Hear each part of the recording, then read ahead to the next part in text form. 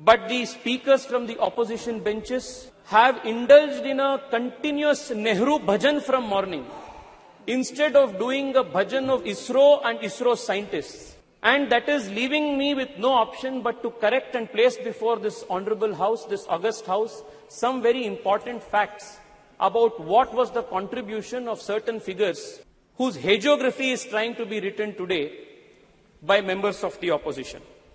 An impression is made to be given that everything scientific in India, all scientific achievements in India, whether it is ISRO, whether it is DRDO, whether it is CSIR, whether it is IISc, every scientific achievement in India is credited to Nehru. But the reality is far from that. Madam Speaker, I want to highlight to you the fact that most of the scientific institutions that are a nation's pride today were all started by people in pre-independence India when Nehru had no role to play. And all those pioneers who had the grand vision to establish these institutions, even at the time of the British India, are not even mentioned, even cursorily, when the nation is celebrating its scientific prowess. I only want to take the example of one or two people.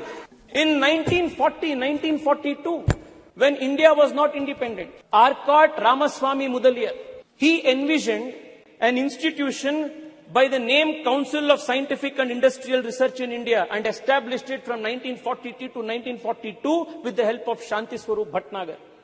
Nehru had nothing to do with it. Today, most number of patents in the country are filed because of CSIR, and it is one of the most important scientific research organizations in the country, and Nehru had nothing to do with it. Let me tell you what role Nehru played immediately after independence when the institute, CSIR, was brought under the Ministry of Industries and Commerce. In one of the meetings, at the very beginning of the CSIR after independence, Pandit Nehru says, the members of the governing body will appreciate that it is difficult for me to devote much time to many aspects of the work of the council. For the present everyday work, Dr. Shyama Prasad Mukherjee will, however, look after the council. It was because of Dr. Shyama Prasad Mukherjee, the founding father of my party, the earlier avatar of the Bharatiya Janata Party, Jan Sangh, that the country's earliest scientific establishments were strengthened and gotten strengthened at the root level. Dr. Shyama Prasad Mukherjee, as the Minister of Industries and Commerce, set up the National Physical Laboratory, National Chemical Laboratory, National Metallurgical Laboratory, Fuel Research Institute, Ceramic Research Institute, Central Leather Institute, Central Electrochemical Institute. All of these institutions were started, strengthened and supported by Dr. Shyama Prasad Mukherjee.